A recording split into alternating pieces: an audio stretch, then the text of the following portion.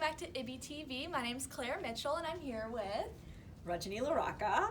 Hi, I am an author and a doctor. I live in the Boston area, and I write middle grade novels and picture books, and that includes Red, White, and Whole, which recently won the Newbery Honor. I'm excited to be here. Congratulations on that, and we're very excited that you're here too. Thank so you. you practice medicine and an author. So how does that work out? How do you manage both? Medicine came first. I mean, I was a writer as a kid, and then I put it all on hold because I knew I wanted to go into medicine. And so I pursued medicine. I went to medical school, residency, practiced for many years, and then about a decade ago decided to go back to writing. And so I started taking some classes, and then I met other writers, and then I was like, that's it, I'm hooked. When people are asking you what is happening next, you're like, okay, I have to keep writing.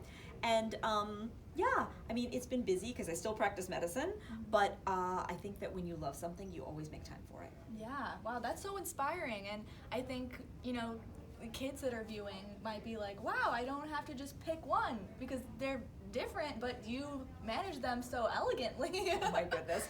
It's true. Well, none of us is just one thing. That's what I tell kids all the time. So we all have multiple interests and kind of are part of multiple groups, and you can find a way to balance it. Absolutely. Wow, very inspiring, very inspiring.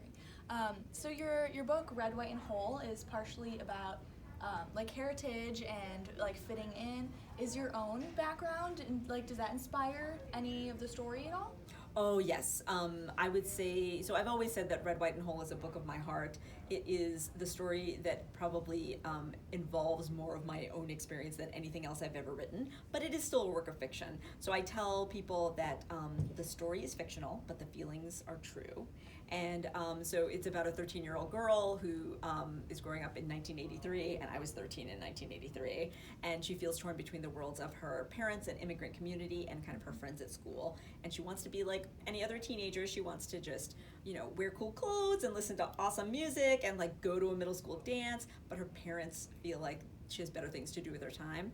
But then her mom is diagnosed with leukemia, and she feels like her whole world is turned upside down, and she thinks that if she could just be the perfect daughter, the daughter that her parents want her to be, that she can somehow save her mom's life.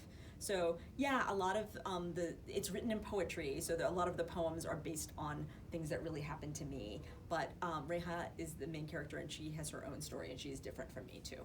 Yeah. Wow, that sounds fascinating. Thank you. I'm definitely picking up a copy. Wonderful. I hope you enjoy it. I will. But why do you think that diverse characters in books are so important, and how do they impact the children of both America and the world? So I will say that the world is a diverse place, right? There's no one single culture or one type of person in the world. I mean, my goodness, and our country is a diverse place, right? So I will say that as an Indian American person growing up in the US in the 70s and 80s, I didn't see my story in particular in any books that I read. But I was a book lover, and I empathized with all kinds of characters and learned all kinds of things and still loved books.